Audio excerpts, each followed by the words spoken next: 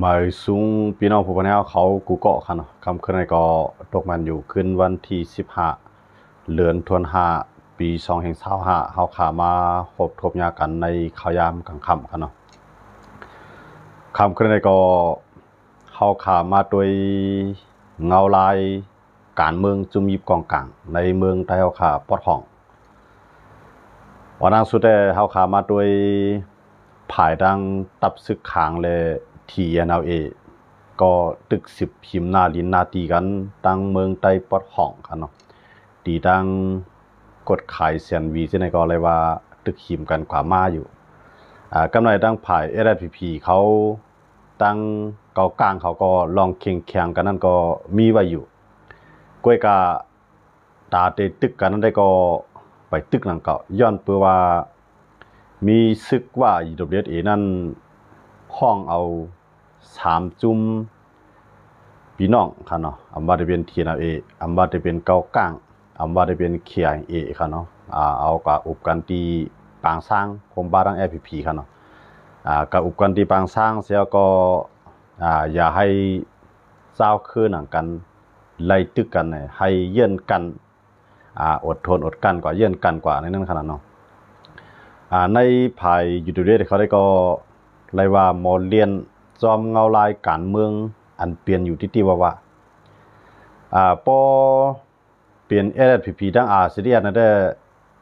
มันตึกกันไล่กำสื่อก็ได้พอเปลี่ยนเกากลางเลยตั้ง SSPP เขาเนี่ยมันอุบกันไล่กำสื่ออันไหนก็มันนี่พาหางว่าSSPP นั่นพร้อมเฮ็ดกูซึกกูลองตวนตาหักษาตับซึกอยู่ไรก้อยกาอำใจตวนตาหักษาแกดเขกวนเมืองเอาไว้ค่ะเนาะก็ในเพราะว่าเฮาขามาด้วยในจีเวียงสีป้อในตั้งซึกเกากลางเลยตั้งSSPP เขาถูกซึกเกากลางฮอลึบหลายปืนตีกับในหนังฮือเตอำไล่เกิดเปลี่ยนปางตึกใหญ่นั่นใน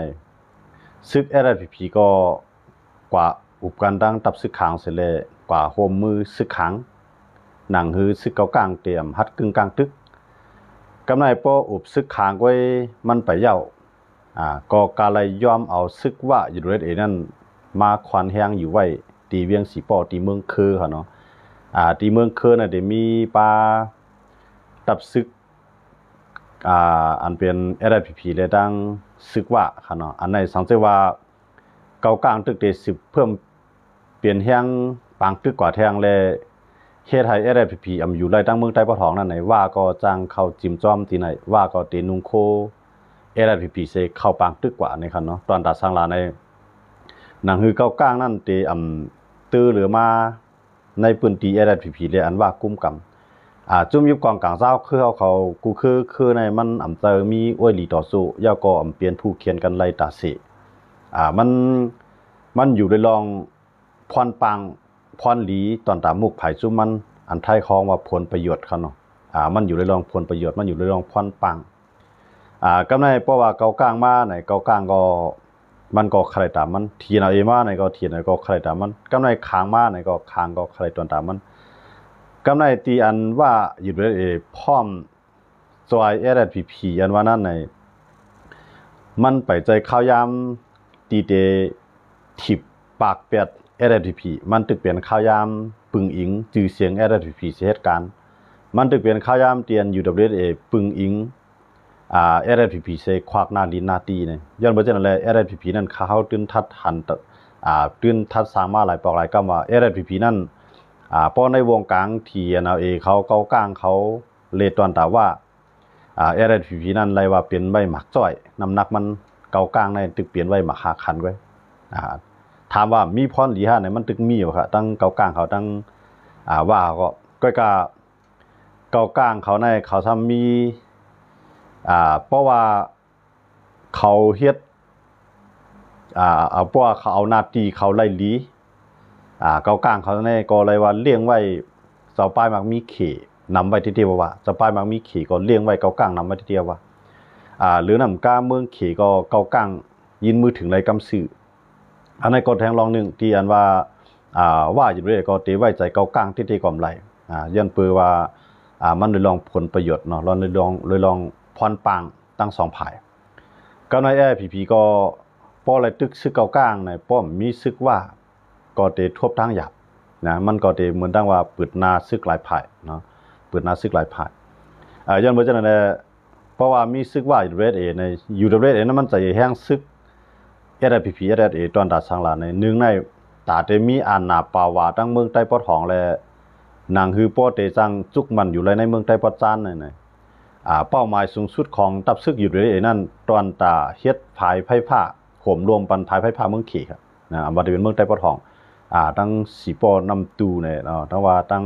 ลาเซียวเมืองยอนะครับเนาะตั้งในมันอยู่เลยเขาอยู่ช่างเศร้าไว้ครับเนาะก็ในเพราะว่าเกากลางมันเตตื้อเหลือมาในซึกเกากลางเนี่ยมันกับ10เมืองเขตอะไรกำซื้อมันโดดเลยผ่านจุ่มไหลย้อนบ่จังนั้นแหละเพราะว่ามันเฮียงใหญ่น่ะนาทีมันกว้างน่ะในยูโรเรสก็เตรียมไม่ใจร้องในเกากลางนั้นก็เตรียมถอมมันกูซึกกูร้องย้อนบ่จังนั้นแหละหิมมือAIPPในคัดแข้งคัดขาเกากลางไว้ก่อนเพราะว่าเกากลางก็บ่มีAIPPเลยว่าโฮมกันหรือนำกล้าปลายโฮมบ้าซึกค้างแทงในซึกค้างเลยAIPPโฮมกันนั้นก็มันตอนตาอยู่ในเมืองใต้ปอดหองทั้ง2จุ้มอำว่าได้เป็นAIPPอำว่าได้เป็นซึกค้างเขานั้น2ฝ่ายนั้นก็โฮมกันยูโรเรสก็เข้ามาจิ้มจ้อมในเพราะว่าเกากลางก็อำพัดปืดบางตึกทีเดียวว่าย้อนเบอว่าAIPPนั้นก็มันรู้เลยตึกต่างจุ้มเลยเสียว่าตึกอาเซียนั่นขนาดเนาะมันก็รู้เลยตึกอาเซียได้เพราะว่าวันให้นำก็ตึกมันตั้งก็มันก็ตึกอยู่เยอะนะมันก็ถอยบันหูหลายตีนั่นขนาดเนาะกำลังให้อยู่ได้ซ้ำเพราะว่าใต้ต่อใต้ตึกกันในเมื่อจะนั่งอาเซียก็ซ้ำมีเคียงมาในก็จังเปลี่ยนอันอยู่ได้ไม่ใจไว้ตั้งหนึ่งนะจังหวะที่เฮ็ดคือได้ให้AIPPตั้งอาเซียในตึก10ตึกกันก็กาเลยเพราะว่าปันแห้งAIPPซ้ำถูกเกากลางเขาเถียนอะไรเขาโฮมมือกันในมังไปได้ผีได้ว่าจอยพวกนั้นได้ก็จังเฮ็ดให้ใต้นั้นจำใจกันมากขึ้นย้อนบ่จังแลหนังหือวันให้นั่นเตรียมการมาหาใต้อะไรขึ้นหนังใต้ที่ตั้ง2ฝ่ายบ่เตรียมยิบมือจำใจกันมากขึ้นนั่นน่ะอยู่ด้วยก็พร้อมตัดได้จ้อยAIPPครับเนาะอันในขายามในเฮาที่เลยหันว่าซึกว่านั้นเลยว่ากำไรจิกก่อร้อยของจุมยิบกองกลางอำว่าได้เป็นซึกเก่ากลางซึก TNLA TNLA ได้ว่าได้บ่กุมกำไรมันเตะย้อนเบอร์หาในย้อนเบอร์มันมีไว้ PDF ในมือค่ะเนาะ PDF ในอยู่ไว้ตัดได้จ้อยมันก็ไม่ค้างก็ว่าของกุ้มกำไรอันกุ้มกำไรดีๆในวันให้เลยวันในขายามหมดเลยได้ว่าเป็นตับซึกวันให้นั่นขนาดเนาะอันอยู่ด้วยได้กุ้มกำไรดีๆเลยพร้อมเฮ็ดจอมคู่ซึกกูลองอำว่าได้เลยถอดซึกคู่เจ้าเก่าชุบใส่ปันก็ย่อมเฮ็ดอำว่าได้เลยคาขึ้นเลือดเนื้อจึกคือเจ้าเก่าก็ย่อมเฮ็ดกำไรรายเฮ็ดสร้างของ AIPP ในเพราะว่ากวนหนุ่มใต้เฮาปอมันเรียบกว่าเรียบไปเข้านอกออกในเข้าเกออกกลางเพิ่นไรจุ่มนึงในAIPP เขาก็ตั้งพิษไว้กำเหลียวว่ากวนก็ในปักตาไปด้วยAIPP เขาก็จอมด้วยกำว่าเกี่ยวข้องจุ่มนั่นกำว่าเกี่ยวข้องจุ่มในก็ยอบกว่ากวนหนูเฮาไข่อูเบอร์เนี่ยก็ยอบเอากวนหวานกว่ายาก็เจ็ดก็ถามเจ็ด3ไร่ช้างเอาในกำลืนมากับโป้เปิ้นตายไปเมื่อวันที่8หาเดือนป่วนมาในก็เอาตายไปพี่น้องเวียงปางลงตั้งสันเนียนคั่นเนาะอันนั้นก็เป็นกวนทรายหนุ่มตึกแม่นพองคัดหน้าหอโตเฮือนตึกแม่นพองหาเงินหาข้าวหาน้ำเลี้ยงหน้าเฮือนตาเย่คั่นเนาะมันใจก็เลยกว่าถูกงาAIPPเขายอบกว่าเสียมกล้าไปโจรเอาปางเงินมันในทองปากแสนแทงลูกก่อนคั่นเนาะเงินปากแสนก็กว่าตูตายก็ตูก็เอากัดตายไปนั้นขนาดเนาะอันนั้นก็เป็นลายเฮ็ดสร้างของAIPP อันเป็นพร้อมแต่ได้เป็นซึกขับจางแล้วก็เอาคือใต้ในเป็นคาลิปเอาคือใต้ในเป็นเครื่องมือเอาแผ่นลินเมืองใต้ในเป็นที่อ้างว่าเหตุการณ์ตะวันเมืองซื่อคือหนังฮือเตมีก้นยุ่มหนังฮือก้นเมืองที่เฮ็ดจอมหนังฮือก้นเมืองที่ปันแห้งก็กาที่ไรเอาลองตั้งกันว่าตะวันเมืองเฮาตาซื่อคือเฮาเป็นตับซึกจึงใต้ลาดความใต้อ่อนเสเตรียมดิกใต้อ่อนเสยาวก็ปกเรื่องเขียวเรื่องใต้เสใต้ก็ว่าเปลี่ยนตับซึกจึงใต้ยาวในใต้เฮาอันกลมหน้าปันแห้งในอำใจกรมกาวันนอกหน้าปางไปต่อถึงก้นมีเงินเขาปาฏิการเมืองเขาสังขายาหารเจ้าเขามังป้ามังไผ่มังหมู่มังจุ้มมังก็ฮู้อยู่เฮ็ดเมื่อนำฮู้หันอยู่เฮ็ดเมื่อนำหันยินอยู่เมื่อนำไรยินย้อนบ่สังหลาในตอนตาฮักษาอาสากเจ้าเก่าอยู่รัดในพื้นที่ไม่เปิ้นถึงเข้าลงไม่ห่ำถึงเปิ้นลงเป่าสดๆอยู่กับจอมเงาลายมันก็ปันแห้งภายไหลก็มันเปเบิ่นใต้ใน อยู่จำภัยก็หลุปันหลุเปลี่ยนใจมันครับป้อมใจนั้นอยู่หยับอันในต่างบนใต้เฮากำนำเปลี่ยนจังไหนครับเนาะอันตึกปันเที่ยงปฏิมาชุงจึงใต้ก็ตึกกึดอยู่นะมันจะว่ากึดเที่ยงอยู่ตั้งนำครับย้อนเบื่อในหนึ่งปอหูแข็งก็เก็บเปียดปอหูอ้วนก็เตียกเตียงเฮ็ดจอมกูซึกกูลองอันไหนมันเปลี่ยนลอกลายเปิ้นสั่งว่าเปลี่ยนผ้าเป็นมีดก็เปิ้นขึ้นเอาไม้นั้นเฮ็ดกันให้เขาขึ้นเอากับพันไม้ขึ้นเองเขานะผ้ามีดในบ่ว่าเฮาโหลดเตียบไม้ในเพราะเฮาเอามือก็ยิบใส่ผ้ากำเหลียวเลยมีกันมันยิบใส่แกนเล็กมันบ่น่ะจึงเฮากับพันใส่ไม้ก็มือเฮาเจ็บนะกำในเฮียงมันก็บ่ทางห่างยิบได้ดีเฮียงเฮาก็บ่มันบ่แม่นเฮียงดีย้อนเพื่อว่ามันได้นักนั่นหั่นเนาะมันได้นักพวกมีกันมันได้นักบ่ว่าเฮาใส่ลามเล็กมันละลายก้อยกันเล็กละลายก้อยในยิบก็มือเจ็บยาก็เบิกกับพันใส่ไม้ก็มันได้ขุนซ่องขุนเสียนเฮ็ดให้มือเขาขาดเจ็บอย่างนั้นมันทางหางพันย้อนบ่เช่นนั้นแหละตาได้พันไม้นั้นให้เจียวอะไรปุดขาดนั่นกาที่ได้เอาไม้นั้นขึ้นเฮ็ดกันผ้ากันมีดอันนั้นนะตอนตาได้พันไม้ให้พอจังร่วมลงกว่ากวนลงกว่าLFPก็ลายในแกลายอันเฮ็ดการเมืองอันเป็นอยู่ในวันมื้อนี้พอตามสิว่าข่อมเต็มลิกไตอำซอนลิกไตอำใจลิกไตอำลาดความไตอำใจจอมปิวไตเนี่ยเขาก็อำจังเอามาหลอกไตนะย้อนบ่เช่นนั้นแหละLFPนั่นมันเฮ็ดการเมืองนั้นเฮ็ดเหมือนจังหือลาเนี่ยเหมือนกวนเขาตู้แกตู้นั่นน่ะคือมันได้ห่างดีนะเนี่ยกาไล่ใส่บัญชีมันค่ะนะกาไล่ใส่บัญโคนมันค่ะกวนทางในมันได้ห่างดีห่างเดียวกำลำซาคำพองปีคำพองยอมคำพองก็เล็กคำพองก็ใหญ่ก้อยกาหนังคือมันได้ห่างดีนั่นได้หนังคือได้จังกาเนี่ยกวนดังนำไรด้วยเลยหันเสเลยมีดังเกี่ยวซื้อนั่นได้ผู้กาติไล่ใส่ปันขวนมันเข้มตั้งในมันก็ให้กวนหมอกากวนไห้กองมันก็ให้หมอไห้นะกวนเขาในตู้นั่นก็กวนเขาในตู้นั่นได้กวนดังหลังมันได้มันก็ไล่หน่วหมายตัวแกนะมันก็จังวางแผนจังหือเบิกกวนดังนางอย่างกว่าก็กวนดังหลังไล่จ้อมหลังแกเหมือนเจ้าหนังผู้นำผีในก็มันเหมือนก้นเขาตู้เหมือนเจ้าหนังข้าวนะผู้นำผีเนี่ยเหมือนก้นเขาตู้เฮ็ดถึงแล้วเหมือนก้นเขาตู้ล่ะก้นเขาตู้ในตั้งดอกมันก็ตื้นทางเดียวนะในดอกโขนมันก็ตั้งในมันแต่มันกับมันลำนะไว้ใส่ก่อนย้อนเบอร์มันอยู่ในตัวอยู่ในขาบตู้นั่นขนาดเนาะย้อนเบอร์จังได๋กำในหูมันคือทางเสียงตาที่เพชรตาที่แหวนนั่นก็ไล่ช้อนได้ไล่ช้อนไล่ช้อนมาเข้มๆนั่นคือก้นตัวได้ไล่ใจกำในกวนตัวมือบันเจนั้นก็เพราะว่ากวนอ่อนหูดังนามันหมอกาเนี่ยกวนจุกไข่ตัวมือบันก็มีแห้งใจมีแห้งใจเสียมก้าเนี่ยตัวได้หมอกาน่ะเฮ็ดในปลายแค่สู้มันบันแทงเนาะมันเปลี่ยนลอกลายอันไหนก็ที่ LPP เขาเฮ็ดอยู่กูวันลอกลายเรียนการเมืองเขานั่นเฮ็ดถือเลยเขาว่าจังนั้นน่ะพี่น้องขอนกันหมดด้วยครับวันเจอจัดจึงได้เนี่ยค่าเอาค่านะกูเฮือนๆได้มาเพิ่มมาได้ใส่เงินนะ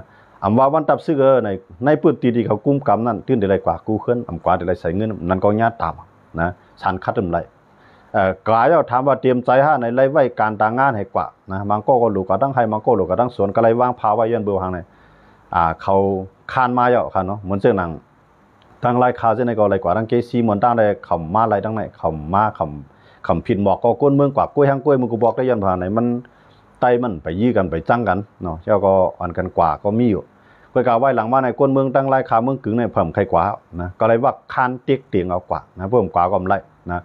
วันนั่นแต่เลยมาการไหนวันไหนแต่เลยมาการนั่นนะเตือนแต่เลยตำวางหมักวักคานเนาะผักมีถั่วเอาถั่วผักมีก้าวเอากว่าก็การน้ำมันไผ่น้ำมันเขาวันไผ่เขาวันมันค่ะนะอันไหนไรกว่าอันกันกว่าเฮ็ดก้นปล่อยๆนะครับเนาะก็กับก้นการนี่เข้าได้มันถูกเปิ้นสอนมาหมดแล้วอะนะมันถูกเปิ้นสอนมาหมดแล้วก้นไหกองไหมองมันที่ไหนก็เปลี่ยนจุ่มเขาหมดอ่ะก้นอ่อนโหกาโต้ต้องก็เป็นในลูกจุ่มเขาหมดอ่ะก้อยกาสลามันได้อยู่ไว้ดังเรียนดินเมืองเขสอนบันเนาะลอกไล่เรียนการเมืองย้อนไปจังนั้นนะว่ากำในเมืองใต้เฮาขาในใต้เฮาขาก็มันเหมือนก้นตุ้ยปล่อยขนาดกูว่าเนี่ยนะพวกปันแห้งโคไล่ก็มาจอยสังเฮาไล่ลงปันแห้งโคเขียวก็มันก็จอยสังเฮาไล่ก้อยกะว่าเฮาซ้ำอยู่จำมันเพิ่มปันแห้งมันก็เฮาได้ทบตั้งหยาบ่นะ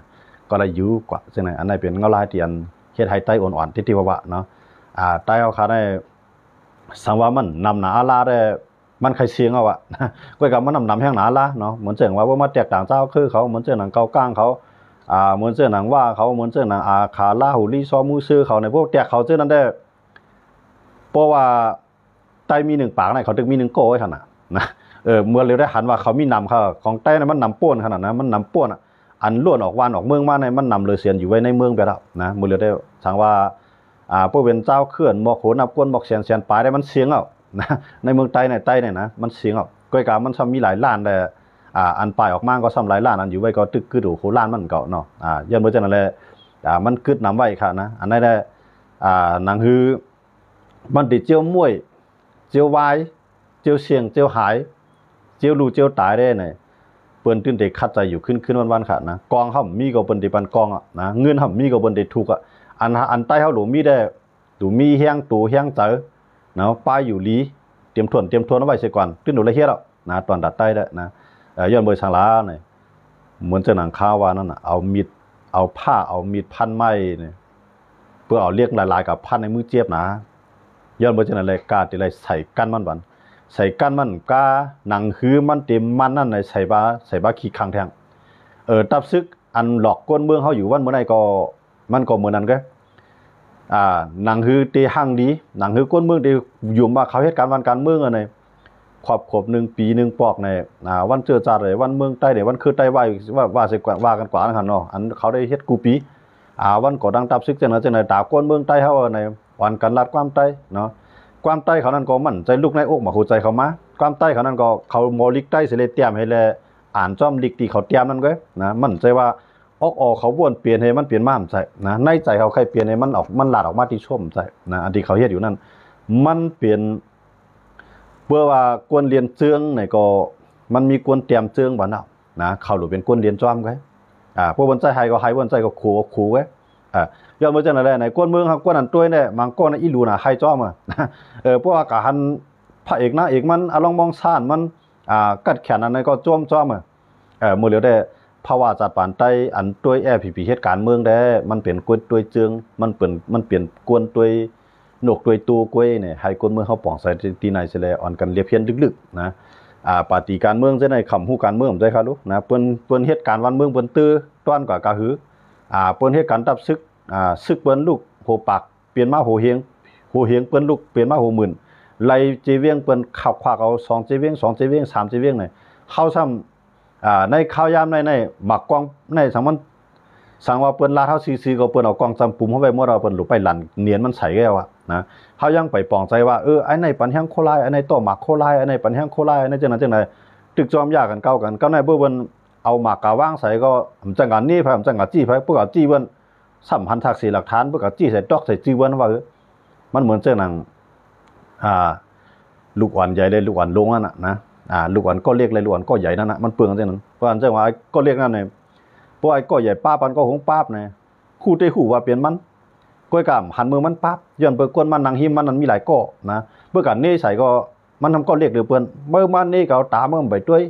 ยากินจ้อมแทงนะตั้งหลาตั้งปั๊บแทงยากินแทงนะไอ้ผีในก็มันก็เป็นจังนั้นแกมันก็ภูมิใจว่าเปิ้นเฮ็ดอีสางเป็นจึงหือเงาลายเมืองใต้ปอดหองเป็นจึงเงาลายเมืองใต้ปอดจ้าเป็นจึงหือจึงคือใต้อันอยู่ในเมืองนอกเมืองเป็นจึงในเขาก็ไปตายเขาก็ติ้นหันอ่ะนะเขาก็ติ้นหัววนไหลแกก้อยกามมันเหลือหลายน่ะเฮียงมันเรียกให้ซ้ำอยู่ในเกกลางเพิ่นนะคู่อยู่ก้นก็ใครเอาอาซักมันคู่อยู่ก้นก็อันเตเฮ็ดให้เนื้อมันคู่อยู่ก้นก็เตเหียมแผ่นดินชีมเอาแผ่นดินเฮาเหียมแบดก้นเฮานั่นก็คู่อยู่ก้อยกะพวกกะจี้ว่าสูในในเปิ้นได้ป้าโผแทงก้ามเปิ้นกะจี้แทงก้องป้าไปแทงก้ามนะมันจังคือจี้นะก้อยกะบ่เป็นใต้หนังกันได้ยอดมือช่างหลาในศักดิ์ศรีหลักฐานไปหันก็ตื้นว่าเปลี่ยนจุ่มได้เปลี่ยนจุ่มได้น่ะตื้นลาได้กำเดียวก้อยกะบ่เป็นเปิ้นได้ผู้ก่อการให้ว่างมากผู้ก่อการให้ในเมืองใต้ในผู้ก่อการให้ในนำนาเขารู้นะซึกบ้านผู้ก่อการให้กันน่ะซึกบ้านให้กับผู้ก่อการให้เขารู้กูว่าน่ะย้อนบ่จังนั้นแหละดังว่าอันเจนนายในเพราะว่ามาด้วยเพียรการเมืองใต้เฮาค่ะได้มันเพราะว่าใต้นั้นฮู้ตูได้ใต้ได้เต็มกว่าย้อนเบิ่เปิ้นนะใต้ในเด็กกว่าย้อนเบิ่วันให้ซึกวันให้ก้วยเนี่ยอันในคนเมืองใต้เขาปป้องใจก็ได้ป้องใจเพิ่มไปป้องใจก็อันอยู่นอกเมืองไปถ่อมข่าวตัวเงาลายอันอยู่ในเมืองก็จุ่มไหลมาปีก็อยู่จ้อมมันนะการใต้ได้เป็นจังได๋ก้วยเนี่ยครับเนาะมันกลมหลากหลายสังมาโด ต่อให้เปิ้นไล่วันไล่เมืองก็ใต้ตึกที่เป็นซึกลูกพื้นในเถื่อนเหมือนเปิ้นก็นะเพราะว่าจุ่มนั้นขึ้นในไหลกว่านั้นหรือไล่ลูกพื้นจุ่มนั้นขึ้นนั้นแทงก็ในลูกพื้นเอาว่าเปิ้นคนเมืองอิ่มมือจานจางเอาในก็มันก็ใครลูกพื้นเอานะเผอเฮ็ดซึกใต้ตาเฮ็ดซึกเปิ้นล่ะอันเช่นนั้นก็ได้เกิดขึ้นคั่นเนาะย้อนบ่จังได๋ในใต้เฮาขาได้ตึกมุงมองอยู่นะตึกนอนฟันอยู่ตึกไข่หันอยู่ว่าอันใต้พร้อมกันได้ตึกมุงมองนอนฟันอยู่ข้างภายมันถามว่าตั้งมุงนอนฝันเฮานานน่ะเพราะว่า1เดือนเนี่ยเฮานอนฝันใน30ปอกเนี่ยพวกมันหมานปอกในแก่นเฮามันก้อยกับมันหมานนะมันลาลิมานย้อนบ่จังได๋อันใต้มุงมองว่าใต้ได้พร้อมกันใต้ได้เป้เปิ้นตับซึกใต้ได้เกียรติเขียนก้นเมืองว่านั้นใต้ตึกนอนฝันอยู่ข้างภายข้างมันค่ะนะมันไปตื่นนะอันตื่นก็ตื่นเนี่ยมีแฮงนะตื่นเอาวนแล้วใครเฮ็ดเอาก้อยก็ไปมีแฮงอันในแต่ขาดทบอยู่ในล็อกเกมการเมืองอันเปิ้นเรียนไว้เตรียมเอาค่ะนะอันเปิ้นคลายเมืองเฮานะนี่เปิ้นใจว่าความคลายวันเมืองเฮาก็ย้อนเบิกกวนอันว่าในปวดใต้เฮาป้องใจดีๆในอันกาคันใหญ่ที่สุดในเป็นกวนค่ะนะต่อให้เป็นก้อนข้ามของใหญ่ดันหือก็อย่าพวกกวนเอามาใจมันก็เป็นก้อนหินแกนะต่อให้เป็นเสียงของกาใหญ่คันลงดันหือก็อย่าพวกกวนขุดออกมาก่อนฝังไว้ในดินเป็นก้อนหินนี่ก็มันมีการมีคันช้าก้อยกากวนอันว่านั่นแหละมันกินข้าวมันกินน้ำมันเฮ็ดการมันหาเงินย้อนบ่จังได๋มันตื่นเปลี่ยนพรดีใหญ่ลงที่สังเกตว่าไว้กวนเปลี่ยนรองใหญ่มันแจ้งว่าเปิ้นมายิบกุมกำเจ้าคือใต้หว่าเนี่ยเปิ้นคาไปเจ้าคือใต้กูก็ครับเปิ้นคาแหมเปียดลึบล่ำเปียดก็อันฮัดต่อสู้เปิ้นแลก็อันมีตังหัดหารกวนก่อนมีตังหูดันก้อยอันเปิ้นได้ลึบเปียดกวนก่อนว่าหมาเอาเจ้าเฮาใจเอาเจ้าเฮาเจ้าเขามาในแก่น่ะเขาเจ้าเขาใจสังเฮ็ดนั่นเขาได้เป็นปักผักกาบกวนเมืองเขารู้เปลี่ยนขวันกวนสวนในขณะว่าเจ้าเขามาก็ห่มหรือลายพ่องหรือไรเพิ่มมาก็เฮาคาไรฮับนี่อันเฮ็ดจังนั้นสิแลตั้งใจเฮ็ดเข้าหานำหาเงินเปิ้นใจตั้งหลายกว่าดังนั้นเปิ้นย้อนขวัญก็สร้างบันแฮเปิ้นลูกก้นก็เกิดลูกอันกับปันให้ในก็อันก็อยู่กับไรอยู่นะย้อนบ่ในเปิ้นลูกก้นเฮ็ดข้าวเฮ็ดน้ำเขาดูนะเหมือนเจิงเปิ้นมาปากนะเปิ้นปากก้นเฮ็ดการเปิ้นมาสิก็เขาแหละนะก้อยก็ก้น1ปากนั้นในก้นหลายๆวานนั่นติไลอ่อนกันเอาข้าวเอาน้ำก็เลี้ยงมันค่ะน้ำได้เต็มแล้วก็เลี้ยงก็ของมันกำน้ำได้เข้าเนาะเฮาว่าเนาะเข้าว่าน้ำมันว่าพองหวานว่ากือว่าจังได๋นั่นขนาดนะกวนเอาขนาดบ่มีข้าวน้ำมันกือพองหวานนั่นน้ำว่าจังได๋มันก็อยู่แล้วขนาดนะก้อยก็ว่าเปิ้นได้อยู่ไล่รวยอำโลเฮ็ดก้อยการหลูเอาย้อนเบิ่สร้างเปิ้นมีกล่องแต่เอาซ้ำอยู่ไล่รวยติไลเฮ็ดนะอำไข่เฮ็ดก็ติไลเฮ็ดอำไข่สร้างก็ติไลสร้างอำไข่ปันก็ติไลปันอำไข่กว่าก็ติไลกว่าอำไข่เฮ็ดก็ติไลเฮ็ดเปิ้นกุมกำเฮาอยู่นะย้อนบ่จังได๋ดอกว่าเมืองนะในมั่นใจว่าเมืองใต้เมืองใต้ดงจื่อมันนั่นจุ่มไหลคือไหลยึดไหลก็มันแหลกลายจื่อมันหลายวานเมืองนั่นนะมันเป็นก้นต่างมันก็เพราะว่าพระอุปเปิงไล่ในเหมือนเสียงใต้เฮาก็อยู่ในนาทีต่างเจ้าคือไปว่าสังเฮาอยู่ปางสร้างก็ว่าเมืองใต้นี่ได้เหรอเพราะว่าเมืองใต้เนี่ยเขาลึบลงเขียงเวทีว่านะย้อนบ่จังได๋ดอกว่าหนังฮือลูกเข้าหลานเฮาอันตีก้นเฒ่าก้นเกียได้เฮ็ดการเลี้ยงเพิ่นต่อบ่เฒ่าต่อบ่ตายก็ย่าในลูกหลานเฮานั้นขึ้นมานั่นหนังหือบ่เตรียมรับผู้สั่งปืนเฮาบ่เตรียมรับผู้สั่งรองคือเฮาบ่เตรียมรับผู้สั่งรองวานรองเมืองเฮานี่เพิ่นเกิดมาใหญ่มาก็ตื่นว่าเมืองนั้นเมืองไหนนี่ไผมาอุบก็มันได้ต่างชื่อเมืองนั้นไงนะเหมือนเสื้อหนังเกาก้างเขามาอุบเขาก็ว่าเมืองเกาก้างนะตาอ้างเขามาอุบอะไรเขาก็ว่าเมืองประลองกัดด้วยกันในเขาประลองเขาทั้งเสียงในเขาตื่นวายคอเมืองใต้นะเพื่อเขาหลุดลัดในก้นดังหนำยันเบื่อก้นดังหนำในมันตึกขับผู้เมืองใต้เลยเขาลาดว่าเชียนปินนะเขาว่าคำว่าเชียนปินก็มาเลี้ยวนะเชียนมีออกแปลว่ามาเลี้ยวนะเป็นใต้ทั้งห้องไหนก็ว่าเปิ้นตั้งจานของเชียนตองไหนก็ยาวมาเลี้ยวในเพิ่มว่าเมืองใต้ก่อนนะย่ามาเนี่ยเปิ้นลวดจานเป็นหมดอ่ะนะใต้ได้ไปฮู้ตูนะตับซึกจึงใต้ตับซึกจึงใต้ทั้งภายของมันเมืองใต้เนี่ยใจได้ใจเอาจื้อมันได้นะปู่หมอนหน้ายาวขามักมันไม้เปิ้นก็ห้องจ้อมเฮาให้เขาดูนะเมื่อนั้นได้เฮามีอันน่ะอ้อสะอุบเปลืองมันแหละกูเจ้าคือก็ห้องจอมไตเฮ็ดจอมไตนะวันมื้อนั้นแดเพราะว่าซึกวันให้ตึกกินน้ำไตศอกเปิ้นสิแลตึกเอาลองซื้อคือวันเมืองสิหลอกคนเมืองเฮาขายอยู่ที่แกคือไตอันวันให้มันเตรียมจุ่มหาย้อนเปื้อนมันติจุ่มหาย้อนปือลายมือลายเฮ็ดสร้างของAFPP วันให้เนี่ยอำหางแล้วครับนะพวกพี่น้องคนเมืองเขาอันกันเดี๋ยวเพียนด้วยได้หันจังแรงไว้เฮาขามาด้วยเขาเลยเพราะว่าต่างเจ้าคือได้เขาพวกต่างเจ้าคือมาตึกว่าใน กวนเขาตายในเขาย่ำลาได้โก้เขารู้ว่ากวนเขาตายที่ในตึกกันนั่งเกาก้าในกวนเขาตายกับฮักโก้เขาเนาะนะเขาย่ำลาได้กำเขารู้ว่ากวนเขาตายนะมีลองดูซุ่มทั้งสองฝ่ายในกันน่ะมันก็มีลองดูซุ่มของเขาแหละนะกำในเพราะว่ากวนเมืองใต้เฮาเนาะเจ้าปิงหยาเขาก็ลีเจ้าป้ายเมืองเขาก็ลีเจ้าป้ายม่วนเขาก็ลีนะโปตึกวนว่าไม่เปิ้นก่อมถึงเฮาไม่เฮาก่อมถึงเปิ้นเนาะเฮากับปันแห้งจุ่มนั้นก็มันมาแกดเคบันเฮาไรนะใจได้ใจอ่ะนะเพราะเอาลอกลายซีโอจังได๋ก็เผอมาก็ติ้นหลายปันแห้งมันเนาะนะเฮ็ดกว่าเฮ็ดมากำเลือนในซาวคือไตเนี่ยนะติอะไรขึ้นกับปืนซึกมานขึ้นไงกำเลือนมาย้อนเมื่อ